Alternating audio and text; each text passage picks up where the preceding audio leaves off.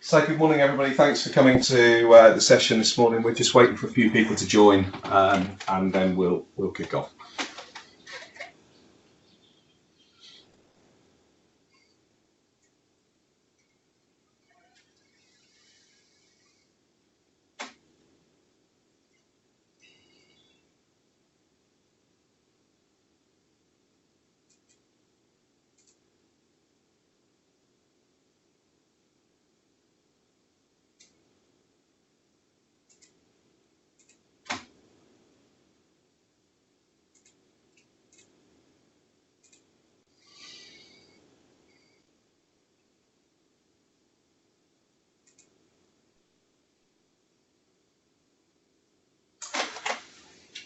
Okay, thanks everybody for waiting. It's a minute past 10 now, so I think it's probably time to start. Good morning, my name is Mark Wilson, with my colleague here, Chris Eley, and we want to spend some time talking to you this morning about digital transformation. We'll introduce ourselves in a moment, but just before we do, let's just have a quick word on who risual are and what we do. I decided not to show the corporate slides for various reasons this morning. We'll just cut to the chase. We're a Microsoft focused IT services and consulting business. So we cover the whole Microsoft stack.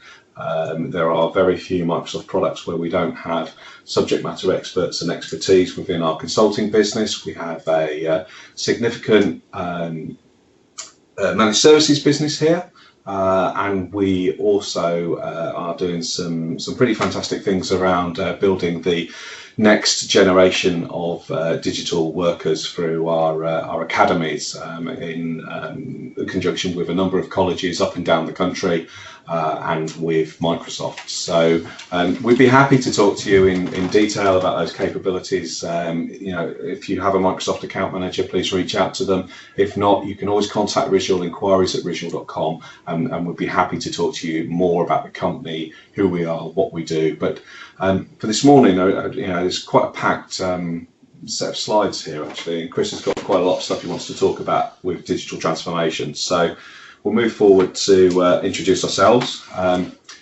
As I mentioned, I'm Mark Wilson. I'm an enterprise architect at Risual, and basically I've spent a good chunk of my professional career working with Microsoft products, although I've also got some strategic roles and some leadership roles as well. So I tend to get involved in the early stages of our projects, or managing the larger projects from a technical perspective. And with that, I'll hand over to Chris. Yep, and I'm Chris Eley. So hello everyone. I head up our advisory management services division. So that includes our enterprise architecture, business analysis, and enterprise portfolio management, so our delivery capabilities, so project management, and engagement management and program management sitting there. So there we jump straight into it. I think is probably the best thing. So digital transformation. So we've got as Mark said, quite a packed slide deck. I guess what we're trying to do is talk about kind of the evolution of IT transformation, set the scene, and a bit of background and context around digital transformation, and then we start to move on to kind of what our principles are, what we see as the blockers, some of the value add items there, I guess. So if we start off with the evolution of IT transformation, I guess from a CIO perspective, CTO, even from IT sales perspective, I guess, probably in the past 15-20 years, things have run on the same sort of cycles. So if you go back to 2000. We were doing operating system refreshes, exchange mailbox upgrades, communication upgrades, infrastructure upgrades. We run 5 years, it's the same sort of stuff. Go again another 5 years, again, same sort of stuff. At this point, it started to incorporate private cloud. That started to become a bit of a buzzword. Cloud started to become quite prevalent. Hyper-V was quite big in Microsoft, and all the competitors that have their own versions of the hypervisor technologies. So the concept of the cloud started to become kind of take center stage there. So then in 2015, it's still again the same sort of programs. However, what you start to notice is that this is where the public cloud starts to become quite prevalent. So the key thing here is that as people start moving to especially current branch versions of Windows 10, for example, Exchange Online, as people move to Azure, it's a different end stage to where it was. So the same things happened for the past 15 years. But the problem is now is once everyone's in there, where is that next transformational program coming from? The Windows 10 on a current branch, or if you're in Azure, or if you're in Exchange Online, you're not going to really need to do a big infrastructure upgrade. You're not going to have to do a big mailbox upgrade or mailbox migration.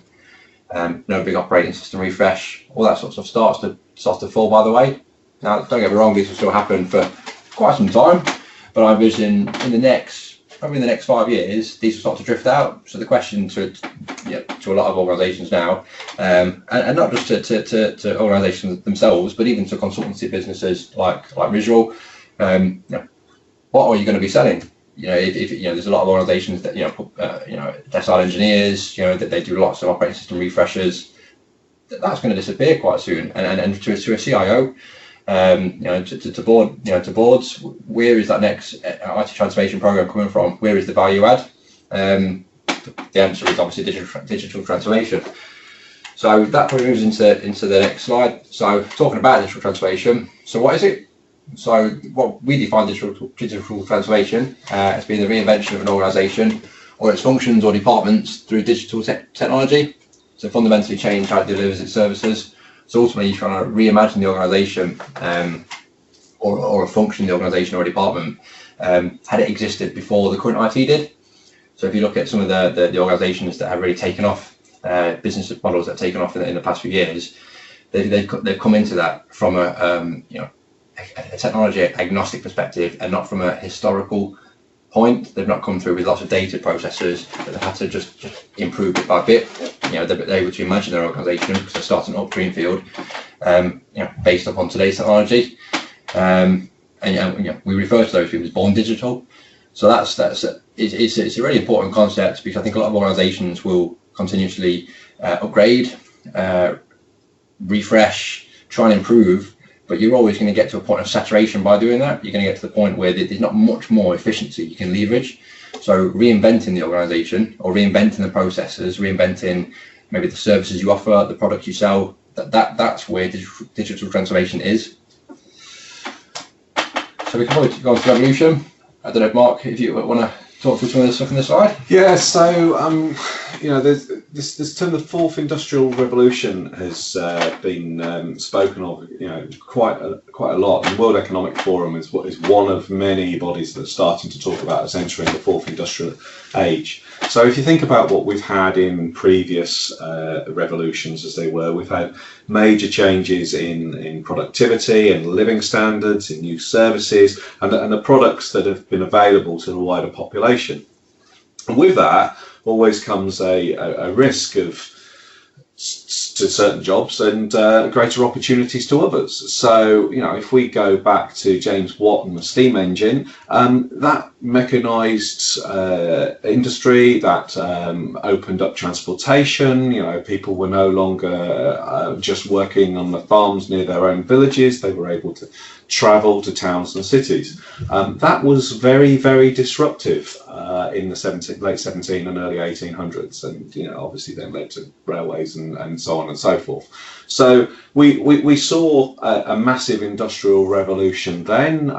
That was then pushed forward again with Henry Ford inventing the production line, and then we had computing. Since the 1940s we've had computing, and we're now at a point where we've got a data-driven, a digitally transformed industrial transformation. So each one of those has left behind some people on the way, but it's also created new opportunities. So if you think about in modern times, some of the businesses that we've seen that have been upset by disruption, and I really do recommend, for those of you who aren't aware of it, reading Clayton Christensen's work on the innovator's dilemma.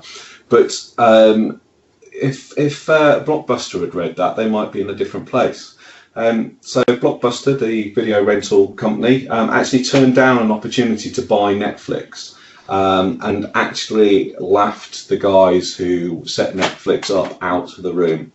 5 years later, Netflix were worth billions and Blockbuster filed for bankruptcy. So they actually went from the $4 billion revenue stream to filing for bankruptcy in the space of 1 year.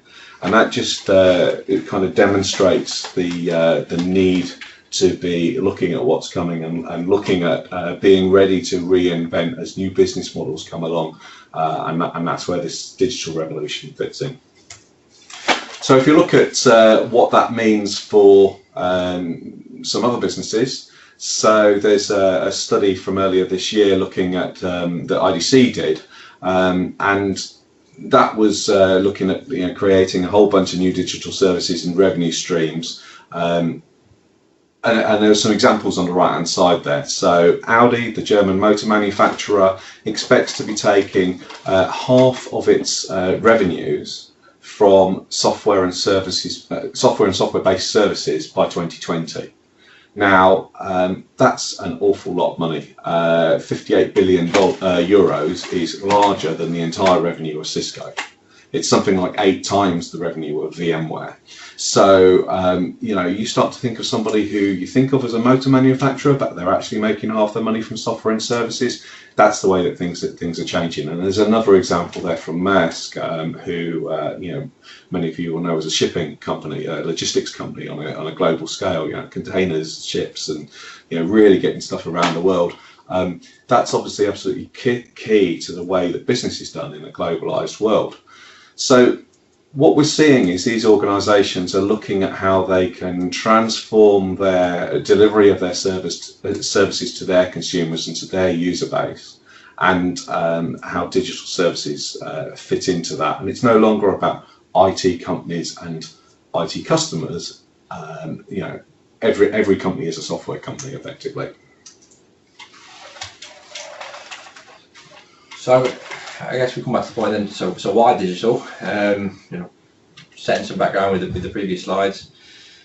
So what we see is quite a common problem, a common challenge, is that a lot of organisations will look at their digital strategy as a different entity to the corporate strategy. And one of the fundamental, most important things to digital transformation and having a strategy is to ingrain it into the corporate strategy, into the business strategy. They've got to be entwined and ultimately work together. So a leading company will place that strategy at the forefront. It'll be in all their strategic planning. So if they're planning on acquisitions, if they are planning on mergers, if they're planning on releasing new products, opening up new streams, then actually digital is at the forefront of those conversations and that planning, rather than trying to be a facilitator once the decision's already been made. So recent studies, so that you see the charts on the right hand side, they're from a study by McKinsey & Co. So what they identified is that 86% of leading companies exercise a high level of strategic response. So you can see it in the far right hand corner, the dark blue bars. They are for that what McKinsey described as winners, so leading companies, leading digital companies. And the low bar is traditionally the other organisations, and you can see the disparity between the two when it comes to products distribution, ecosystems, processes, supply chains. There's not much strategic response, from a digital perspective for the other organisations, and you can see it having a massive impact. There are organisations out there that place digital at the forefront. Amazon being one of the best examples of that, and it drives the growth in their organisations. And there's hundreds of examples of organisations that don't do it, and fall by the wayside. Not necessarily corporate organisations that maybe go into administration, but it can be public sector organisations that that don't meet the right standards. Don't meet the citizen satisfaction levels that they expect to meet. There's lots of knock-on effects of that. So I think I spoke earlier around the concept of born digital. So this chart here, in the digital strategy, there's primarily 4 core areas. You've got digital marketing, digital commerce, digital operations, and digitalized products. So the thing at the moment is, I think what a lot of people do is maybe they open up a Twitter account, a Facebook page, Instagram, certainly have a social media presence, and then think that they are leading digital. They are being a digital organisation. They've done it. They've ingrained a digital strategy into what they do. That's just the marketing, and you'll see that quite a lot of organisations are becoming quite competent in that. There's not pockets of activity. There's a real emergent strategy. So if you see the 2 bars there, the dark grey bar is where it was in 2013. The light grey bar is where companies tend to rank in 2016, and the dotted line is where the most activity is happening. So you can see that for digital marketing, it is starting to move towards that fully embedded where you want to be, where digital is embedded in everything you do. Digital commerce, again, that's starting to catch up. Digital operations, that's still quite far behind. And in terms of products, there's not many, and there aren't many. And products don't just have to be for a corporate organisation. They don't just have to be for an Uber, a Netflix, or Just Eat. They can be the products and services you offer to citizens through LRG. It could be NHS services. The products and services that you offer. That people aren't really reimagining those. Using digital strategy and digital transformation. Now we understand it's quite difficult, especially for publicly governed bodies. LRG, there's a lot of organisations are mandated to meet some of these areas, mandated to provide certain services. There's legislation in place that means they have to do things a certain way. So we acknowledge it's a challenge, but there still is a lot of work we can do. Risual work with a lot of LRG and certainly a lot of central government departments as well. And there's quite a lot of work that can be done in this. In terms of digitising products, there is lots of activity that can be taken on. So the key thing is to try and everyone wants to move towards the right hand side of that chart, and you see that the Ubers, the Netflix, the Just Eat, they embedded everything. They were born digital. Their business has started up without the constraints, and everyone hopefully over the next 5 years, 5 to 10 years, should be moving their strategies and trying to ingrain digital into everything they do. So touch on some of the blockers. Digital skills gaps is a very, very important thing, and I'm sure that everyone attending the webcast we've got on it will experience this in some form. So there's a book called Consumption Economics. I forget who the author is, but it's a very interesting read and talks about it references a lot around the cloud technologies and cloud services. And it's very relevant to where we're at right now. So what happens is that we as people, our ability to consume features, to learn, grows at a steady rate. Everyone's rates are different, but it tends to be a fairly steady rate. So that would be the grey line on that chart. However, with the cloud tools, I'm sure most people have Android phones, iPhones. You'll notice that every time there's a new OS that's released, there are hundreds more features. The features that are available through the technology we have and through the services and through the likes of Office 365, even in things like Azure, the features are coming out thick and fast. And the problem is we can't keep up. So what we end up is with the consumption gap. So that the features continuously come out. 1 minute there's 100 features, then 500, then 1,000, but we can only learn the features at a steady rate. So what has happened is it's becoming a huge, huge consumption gap, not just in the UK, but across the world in terms of IT. So it's estimated that the digital economy will account for over 50% of the national economy inside the next decade. So that's 1 in every £2 of GDP will come from digital services. So it will be the biggest part of the UK economy, and it's going to be the biggest part of the worldwide economy in the next decade.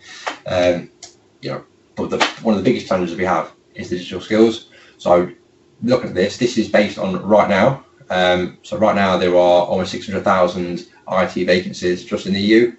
8% of the EU's workforce is unemployed. Those two stats actually don't match up. How can you have jobless, yet how can you have 600,000 jobs that can't be filled? But the problem again is the digital skills gaps. And so what we're saying is that's in the future, in the next year, in the next 12, 18 months, almost 90% of jobs will require some level of digital skills. So it's, the facts are quite alarming when you put it into perspective. And I think one of the big bits about the transformation is to start moving towards a learn as a service model. Learning needs to be considered as a continuation. It can't be looked at as we are deploying X, Y, and Z as a project. We are delivering this transformational program over these 18 months, and training is going to be a part of the deploy phase that we do at the end. Training needs to be an ongoing thing. If you are in Office 365, there are regular features, regular releases coming out. You've got to be consuming them. So learning as a service needs to be out there. So that is learning platforms, online curriculums, using the analytics as part of that, maybe to look at users that are struggling to adopt the technology and then be able to retarget them rather than just giving everyone, traditional classroom training for a day and then expecting that they've all absorbed the information. It's not the case. Some people walk out and great, they've got it. Some people walk out and won't feel like that, and be able to run the analytics of learning platforms, and then go and retarget those people and give them the assistance they need is key to fixing these consumption gaps. So in terms of companies, so over half of all companies say talent's a top 3 issue, and over 1/3 of talent in the UK needs to be reskilled. So there was Bain did a study and basically evaluated that 1 in 3 UK-based IT staff need to be reskilled. And we noticed this through a lot of the customers we engage with. We go to a lot of customers, and that's why visual education is something that has made such an impact and also been so successful for us as an organisation, because there are so many places we go and we can go somewhere and they have infrastructure managers who, the latest qualifications they might have might be 2008 versions of technology, yet the transformational program's putting in, stuff going in this year. They go into Azure, Office 365, and they've got a guy that's probably sat there with some, Server 2012 qualifications, and he's quite far behind. And then even with the more modern stuff, so going with, application development, data being a huge one. These are big areas that there are huge skill gaps in. So as you can see from that chart, mobile app developers, agile coach, data, they're the fundamental areas where most boards, most CIOs, most enterprise IT departments are targeting, trying to get the skills.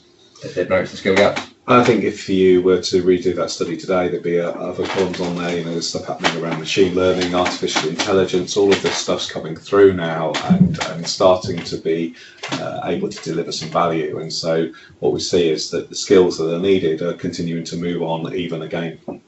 Continuously. And that's the point, back to the point about the learning as a service. If you, as an organisation now, people need to I know we look traditionally at personal development plans, but training is usually a couple of annual exams and things like that. It's got to really come away from that. I don't think you can necessarily measure training now in the exams or the accreditations someone might have. You have to move on and look at the services they're using. And like I come back to, Microsoft have their own huge online learning platform, and it's not just Microsoft. Lots of other organisations and Microsoft competitors do the same thing. Online learning is a big thing. It can be short courses, it can be 30 hours of self-study, whatever. There's all different flavours of it, but you don't necessarily always get a Microsoft certified qualification at the end of it. You might not go and sit an exam in a classroom in London, or do an online exam at the end of it. You might just get a certificate say you've completed the self-study. But the online learning is really important to meet all these things, that the roles are constantly changing. So then I know the webcast talked about digital blockers. So that's sort of what we call as the roadblocks. So we see that as being 5 core roadblocks on that digital journey. So the first one is mindset. So historical thinking is a huge challenge. There's a lot of C-level led programs, and back to Mark's point about Blockbuster, they don't accept the changing landscape. And I'm not sure if anyone on the call ever read some of the visual blogs that come out, but there's been some content we posted recently that reference to there's people from Gartner and all sorts who have engaged with CIOs, and some CIOs have actually come out and said, under the radar, they're not publicly announced it, but come out and said, we don't see ourselves as delivering this transformational change. It's too much to do. I'll retire and leave it to the next person. C-level is a huge challenge in terms of thinking, and even if the CIO is on board with it, the rest of the board might not be. They might not see the value in it. So there's a lot to take from that. At board level, at C-level, we need to understand the change landscape. We need to articulate what the disruption is going to be, what the benefits are to show what the possible constraints are going to be. And the awareness is such a huge thing, and getting it from the top down to understand what, to get the right mindset, understand what digital can do for an organisation, and also by what not implementing it can do as well. So the next one is interpretation of strategy. So we spoke earlier around marketing strategy, commonly getting misinterpreted as a business strategy. So it's very important that digital strategy is interpreted correctly. It incorporates digital products, digital operations, and it should also be ingrained inside that business strategy. They should be together. One should not kind of happen without the other.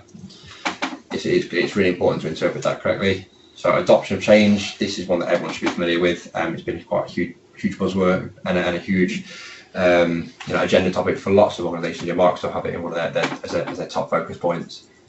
Driving adoption. And one of the important things here to be aware of is that when we're delivering change, some of the change management methodologies preach that they just focus on adoption, constantly driving adoption. But the point is, you don't always want to adopt everything. If you implement a change that has, say, 100 features, it doesn't mean you want to adopt 100 features. So just pushing, naively pushing on adoption, you should always be wary of that. You should look at the change and okay, some of those features, can we rein them back now? Do we need them? Are they fit for purpose? Are we trying to fit, a square peg into a round hole? Articulating the benefits correctly, making sure we're not doing things in a silo. That's important to challenging the adoption, because you're going to get a lot of user resistance from departments. That's natural. People don't like change. People are very busy. They don't want to be disrupted. People also like what they currently have. And articulating the benefits and to understand how it's going to benefit them, what is being done to minimise the impact on them, and also engaging with them throughout the process is really important, making them feel that they've input into the change that is going to be fit for purpose for them and it's going to help them do their job better. So then digital capabilities, that's the skills gaps. I don't think we need to touch on this too much more. Obviously, this is big ratios of legacy to digital skills. The gap is quite big. So the capabilities is a huge problem for organisations. Even when you've got the correct digital mindset and it gets cascaded down, the CIO sets a really clear strategy for what needs to happen. But once it gets down to the lower level, you find that actually sometimes the projects projects are told that they're not fit for purpose, and actually they are, but it's the skills, and I think sometimes people don't have the confidence in their own skills to go off and implement that. So unless you're using a consultancy arm, they wouldn't feel necessarily confident in going to implement these, and they tend to just push back and say, no, it's not right for us, we'll work for the business. And actually, if you delve down into the detail, quite often it is able to be implemented, it is right for the organisation, but it's actually the skills gaps which are the problem there. So on to the final one, that's the commercial delivery models. So primarily a very big one for public sector, I guess, here. So there's a lot of bad habits around sweating assets. There's huge focus on CapEx-led delivery models, and a lot of focus on monetary return on investments. So the ROI might not necessarily come from a direct, you spend X and you're going to get Y back, and Y is always going to be greater than X. The return on investment could be, for NRG, could be used citizen welfare, citizen satisfaction. For businesses, it could be, and Amazon is a really good example here. When Amazon released Prime and implemented Prime as a model, there wasn't a direct return on their investment. So if they focused directly on the monetary ROI, there wasn't one. It was not when you put it into perspective, £80 a year for all the delivery, all the streaming, all the services you get, you're never going to get a return on the investment. But what they did is get huge market share and really take over as a result of that. Everyone has Prime now, everyone buys things from Amazon. And actually, if you go and look at the Prime items, you'll find that the Prime delivered items are more expensive than their counterparts. So you can find the same item for non-Prime delivered cheaper, but ultimately people want to use the Prime because even if they don't need it, they will still assume they need it. They want it tomorrow. I want that tomorrow. I'm out a week, but I still want it delivered tomorrow. So now what they've done is get their ROI, not directly, but indirectly, through increasing the cost of the products that they sell through Prime. And that's where they get their return on investment. But if they look directly at that like-for-like comparison, there wouldn't have been one. And the same thing when it comes to CapEx, moving things into OpEx models. That's not just going to Azure, to Office 365, to AWS. It's not just using a cloud service provider. It's trying to move things like learning into operational expenditure, and come away from looking at things as just big 5-year transformational programs, to try and look at them a little bit differently. And sweating assets again, trying to move away from that is really important. That happens not just in IT. People are leasing cars now. They buy phones that they swap out for a year. It's actually replacing assets and doing things in an operational expenditure model is prevalent in everything now, across IT, across business, across people's personal lives. That's where people want to be, and that's where your consumers, that's where your users will expect to be. So just trying to sweat an asset for extra few years. If you move it into an operational model, that's where you're going to get a lot more value, a lot more flexibility as an organisation.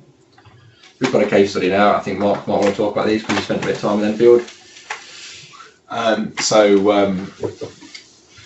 Enfield Council, Risual's done various projects with them over the years. Microsoft's done many more, and they are pretty much leading the way in some of the activities that they're carrying out as far as local and regional government goes. So At the time of putting the slide together, and I believe still now, they are the only council in the UK who've introduced an AI-based chatbot to supplement the work of their call centre staff and take some of the pressure off as demands rising and resources are tailing off. Obviously in line with all government bodies, they have reduced budgets, and they can use a chatbot to not just to sit in front of the call centre, but it's an alternative channel, and it's also a channel that's potentially available when the call centre is closed.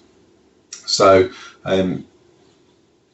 they have really, there's a quote there from Rocco Levelati, who's assistant director of IT, and he's just saying that when you first migrate, you've still got all the legacy that's not designed for the cloud.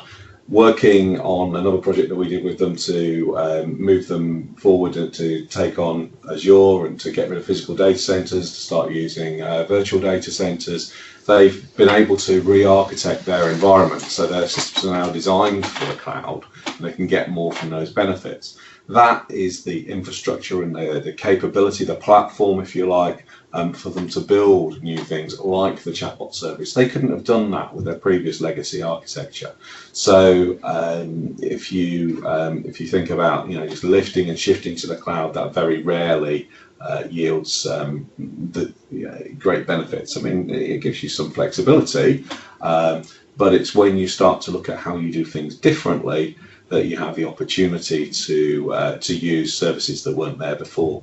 And if you take things like bots that rely very heavily on machine learning, you probably didn't have the funds to invest to be able to create a system like that if you hadn't been able to use the cloud, because those things would have needed massive compute power that just wasn't available. So taking some of the capabilities in Azure and other cloud services are available, I believe, that you're able to open up new possibilities.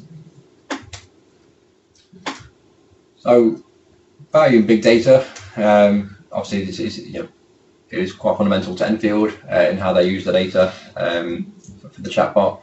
But big data is a huge area of growth. And what you'll see is the chart on the right hand side. The axis shows the potential value of that data, and the y-axis is the ease of capture, the ease of manipulating that data. So you'll see that in the top right hand corner, financial services, huge value to that data, absolutely huge value, and for all sorts of things, be able to use that for all sorts of things. Absolutely massive value there. So they've been able to do automation for loans, credit scores, all that sort of stuff's happened. The point, the thing for the financial sector is that it's been very easy for them to do that. They work primarily in ones and zeros. The data is quite easy to use. Whereas if you look at places like LRG, so government, again, the value of data, what they could do with it is huge. The potential value in it is massive, but the ease of capture is a bit more difficult because obviously the data isn't all in ones and zeros. Some of the data is subjective, some of it is opinion based. It's all in different places. Not all the systems are linked together. In a local authority, you could have data coming in from the NHS, you could have it coming in from child services, from schools, from all sorts of different organisations that make up that local government. But again, the value is high. So this chart really tries to articulate that big data is a really big area of focus. But I think for a lot of public sector organisations, a lot of help is needed, a lot of patience, a lot of perseverance is needed. With that, but once you get the data and once you can start using it, there's lots of things you could use targeted citizen advice. Police could use data reviews and investigations. You could use analytics to make decisions, to forecast things, to profile risk. The data is probably the starting point for using a lot of this stuff around IoT, machine learning, automation. The chatbot Mark mentioned, so all involves the data. And this chart just tries to articulate the value of that and how easy it's going to be. So So what is our approach to digital transformation? So we have what we call 5 principles. I'm sure if you look around, look at Gartner and generally look on the internet, a lot of organisations probably have principles or ideas that are quite similar to this, because they're all fairly straightforward when you put them into perspective. But ultimately, we start off with leading with purpose. So that is that everything should have a purpose, and there should be no baggage. So there shouldn't be IT implemented just because we got a discount on the licensing, or we bought this service, so we're just, it comes with this, we're going to implement that. You should always have a purpose. If you don't need something, if there isn't a core requirement for it, you shouldn't implement it. It's really important, because we see a lot of IT organisations that are overly complex. I mean, only the other day I was speaking to an organisation, they had over 2,500 applications. They managed to consolidate that down into about 300. So that's come from a lot of times not leading with purpose, things going off on a tangent. People just, I want this, or we need to do this, or there's some value in that, or our competitor is using this application, so we're going to keep using it all. No purpose in it. So it's very important that everything has a purpose. So engaging all levels, this is very important. So not just from the user resistance point of view, not just to get people engaged and buying into what you're doing, but in terms of ideas. So ideas can come from anyone and anywhere. And really quick anecdote on this that I think is probably my favourite example. I'm sure you may or may not be familiar with John Lasseter. So he was a gentleman who worked at Disney, and he went and pitched the idea of CGI animation. He actually got sacked. So I think he was on a fixed term contract. They sacked him. They didn't like it. They thought he wasn't really doing what he's meant to be doing. So actually sacked the guy. He then went across to what was Lucasfilm, the digital arm of Lucasfilm. It had been purchased by Steve Jobs. They renamed it Pixar. You can probably see where I'm going with this. So he was at Pixar for some time. They did Toy Story, a few other films using CGI, using his ideas, made a lot of money. Disney came back around and bought them for $7.4 billion. And also appointed Lasseter as the Chief Creative Officer for Walt Disney Animation Studios. So I know it's an anecdote that I think just it really points out the fact that engage at all levels and listen to the ideas of people. You shouldn't have to, we can't make all the decisions in a boardroom, can't make all the decisions in an enterprise IT meeting or in a TDA. Ideas for digital transformation and being able to impact the business and how the business operates or how an organisation operates, they can come from anywhere. And as you see with Disney, it cost them $7.4 billion to do that when they could have just took the idea on and gave it a go. So starting from zero. So this is the concept that you should create ideas from a blank canvas first. So lead with change, not improvement. You want to keep your DNA, play to your organisation strengths. Do not lose them. But you want to make sure that you're reimagining something from a blank canvas. Let's not look at a process and say we'll just add a little bit more onto that. Can we change it around? A lot of building organisations. There's one I've been speaking to recently, and they want to do a showroom. They want to modernise the showroom. That'll be lots of things. They'll put out lots of different. They'll kit each room differently. Have contrasting tiles so you can see what all the different furnishings would look like. Automated systems for booking that. They're tagging it onto an old process. They're not really starting from zero and reimagining it. So I asked the question, why does anyone need to go to the showroom? There's 3D mapping technology now. You've got virtual reality headsets. Someone could probably put a headset on and walk through that without leaving the comfort of their home. At any point, you could do that, and they could even do that for with their architects as they're designing the buildings that they go and build. Before they go and sign off the architecture drawings. So that's really made them rethink about that. Because they were just trying to improve and they weren't really starting from that blank canvas. So investing appropriately, I think we've spoken about that. That's looking beyond that capital expenditure, looking beyond numbers, and building agility from the start. So very important that through digital transformation, you don't place single bets. We talk about the concept of fail fast and win quick, and go again. But you don't want to have single gambles. You want to make lots of multiple bets. So back to Amazon as another example here. Amazon. I've started up in the past 5 years, I think 10, 15 multi-million pound businesses, and they've shut down almost the same number. But all it takes is one or two, like Prime, to take off, and they've made the money back. But if they go off and you place all your eggs in one basket, and that idea or that transformational program doesn't take off or doesn't deliver the benefits you thought you'd realise at the end of it, it's ultimately a failed investment. Whereas if you granularize things, multiple bets, it's the best way to deliver digital transformation. Should be pockets of it in lots of places, engaging through lots of people, reimagining processes, and just investing in it appropriately. So then back to what we call transformation. So I think this probably talks on, and I'm sure Mark can talk to this a little better, but when we spoke about Enfield as an example, they were able to digitally transform some of the areas of their business through the enablement that happened first. And the enablement was things like the cloud technology that we implemented. Without that, it is hard to do the transformation. The enablement must happen first. Yeah, so those of you who've worked with Risual for a number of years will probably have heard about 3 core propositions that we've been going to market with for quite some time now, which have been around end user computing, so delivering a flexible work style for users to be able to work regardless of their location and device. Around connected business, which is about joining up data and providing information to be able to have actionable insights, and about the optimized service vision, which is really about the way in which back office services are delivered. So thinking in terms of servers rather than applications, thinking in terms of providers and consumers, with the IT function as a provider to a business which is consuming services.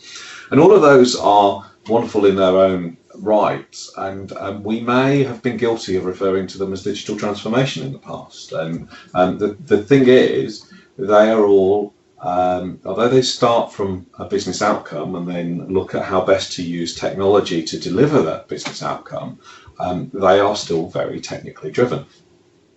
All of those are really enablement technologies. What they're doing is they're putting in place the platforms upon which to be able to do things that are genuinely exciting and new, the sorts of things that Chris has been talking about for the last half hour or so. The real transformation of the business functions, the processes, the services, using technology to fundamentally change how the organisation works so that it can continue to meet its goals and objectives, or to find new opportunities. So if we go back to the definition of digital transformation that we used at the very start of this presentation about reimagining a business and how it functions and how it could function if it wasn't constrained by its current processes and its current platforms, then that's where we see the change between digital enablement and digital transformation.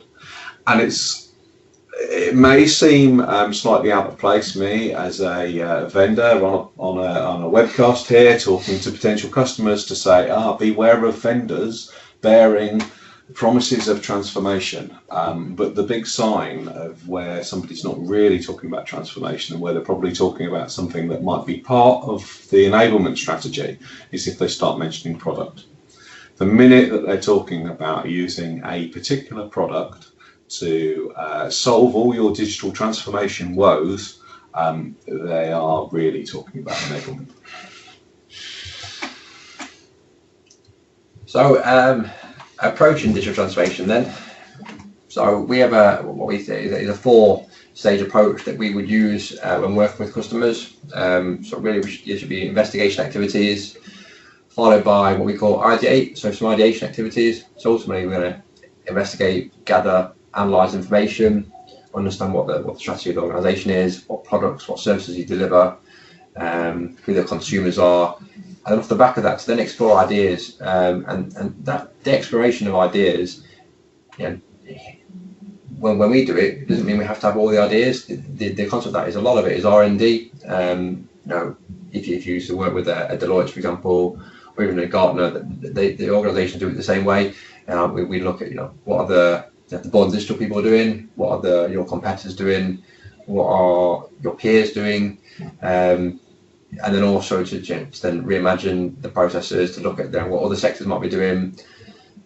All that comes into creating ideas and looking at opportunities and solutions, and are there any gaps in the market we can exploit, and taking all that ideas, consolidating it, and creating proposals for lots of small projects, lots of digital transformation projects that you can deliver. The delivery phase, that is what we call the iterate. So that's what we would deem as you pilot, you design, you build. You obviously follow many agile principles in doing that. not necessarily Scrum, but you certainly follow Agile PM or a methodology like that. It's delivering in sprints, pilots. Obviously, the key thing there is to make sure that you're doing refinement of the solutions, and there's a lot of engagement with your users, with your consumers, your users, your organisation. That's imperative to that. And then the adoption is the final piece. So the adoption, obviously, it's not just engaging, training people, reviewing, and then engaging again. So we spoke about the analytics at the start, to retarget people, to make sure that we've not just assumed everyone's cool, everyone's got it, everyone's seen the solution, they played with it for a week, that they're absolutely fine, because they'll fall back into the old way of working. People will naturally, at the first sign of resistance, fall back into the old way of working. So people get given directions, here's a shortcut, I'm going to take the shortcut to work.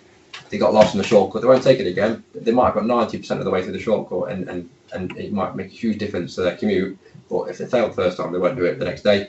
So it's been able to just coach that, find those people who are experiencing those problems, struggling, who are maybe a little bit resistant, and coaching them back through it so they do see the benefits, they do understand how it's done, and then they finally do adopt it permanently into what they do. They ingrain it into their day-to-day roles. So in terms of delivering value for some of our approaches, we've got just a few things that I've put into the slides that I wanted to talk through.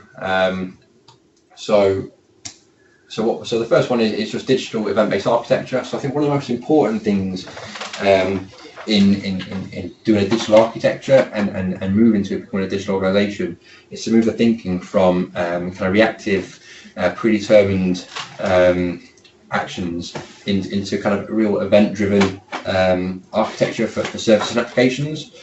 So if you look at the diagram on the left there, basically you've got an input or a trigger, something that happens. That could be somebody that buys something in your supply chain, and what that does is that will go to all the different services that need to do something, and it will have predefined actions. So it will say this service needs to send an order to the warehouse for them to stock it, this one needs to send something to the courier, this one needs to send the details to finance, to invoice, all these things. They're all predefined actions. And what happens is, because they're based upon predetermined processes, which quite commonly are manual, they tend to act upon past information.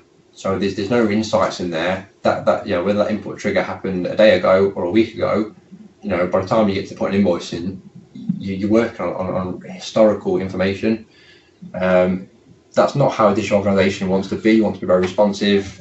So moving away from that, we bring on the idea of the event broker.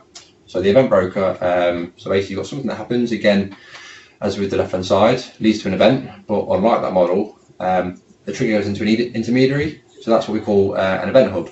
Now an event broker and an event hub.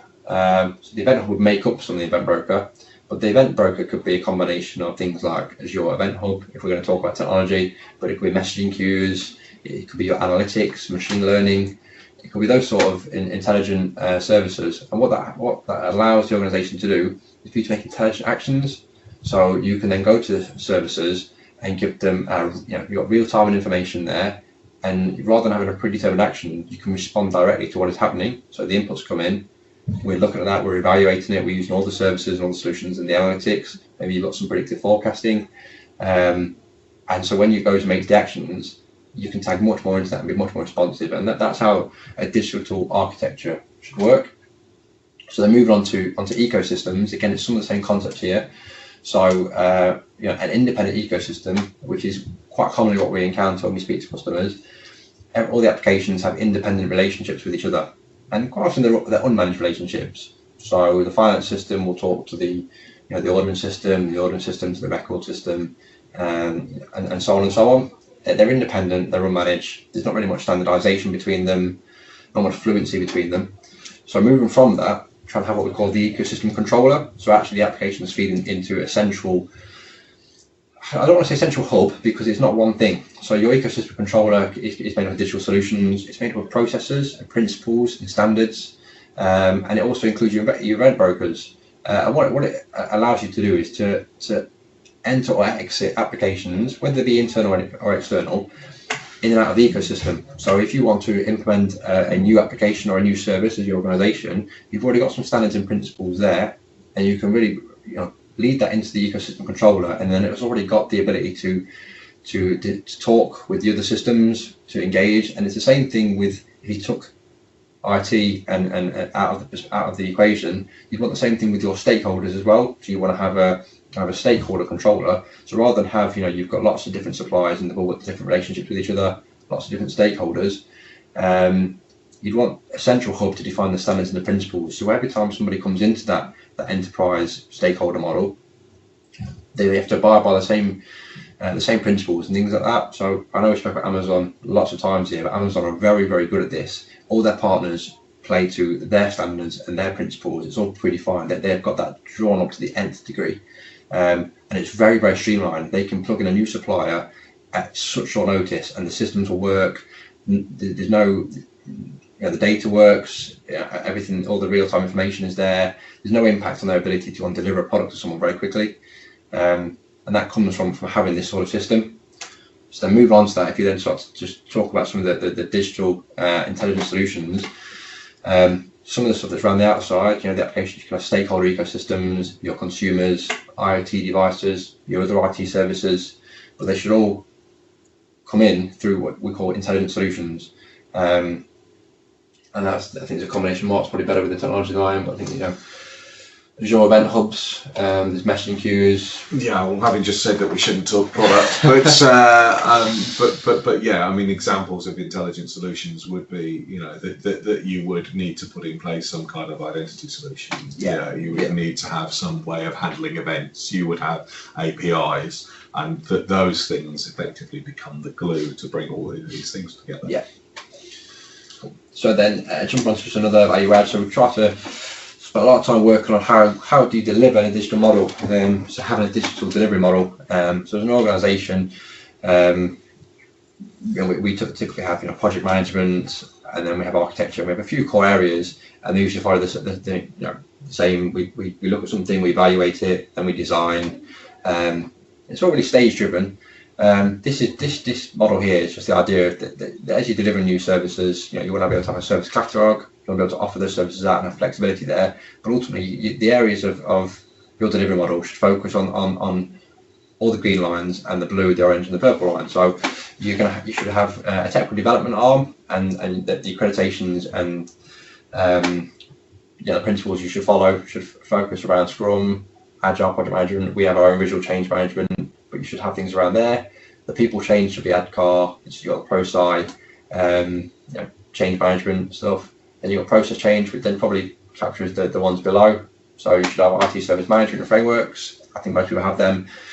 So looking at the idea of having process frameworks, because a lot of this, processes are usually the biggest constraint to becoming a digital organisation, and having the right process framework. And there's quite a few out there, but PCF is a very good framework that we'd recommend. Then you've got enterprise architecture frameworks. Governance and control mechanisms are obviously really key, because those sort of mechanisms, COVID-5 and things, if implemented correctly and follow the right processes, it should stop you from ever getting back into the historical challenges we've had. So getting into those humongous application estates, real legacy systems, servers installed on boxes on the people's desks. Implementing all of those is important to it, and the business analysis and analytics is really important, because when we talk about leading with purpose and make sure everything has a requirement, business analysis is becoming much more at the forefront of what we do. It's big in what Microsoft do. It's huge. Even if you go to Google and other vendors, it's really, really at the forefront of what they do.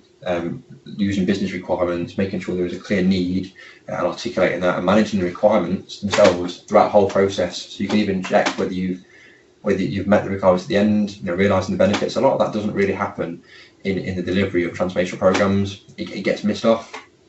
So then jump on just to the operating model, sort of tags on to what had up them. So these are, I looked at the items in red as what I would say is the minimum departmental functions you should have in your operating model.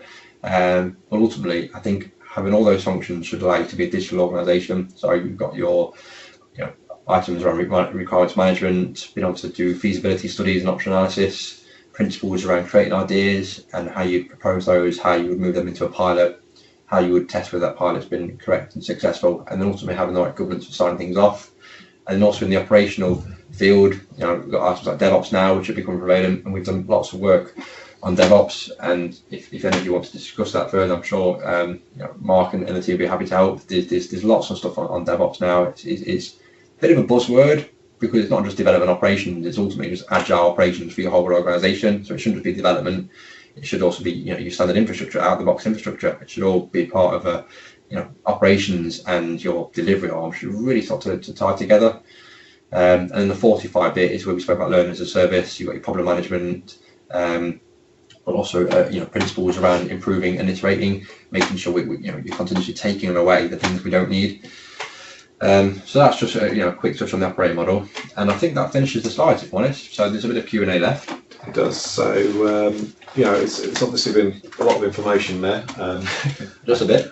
Should probably get Chris a glass of water now. But hopefully that's been useful and interesting to those of you who've joined the call this morning or who are watching this back on the recording later. I guess this is the point where we'd like to say thanks for joining, thanks for listening. But if anybody's got any questions, feel free to unmute yourselves and ask away. Or if you're not very comfortable being recorded as you ask a question, then use the I am window.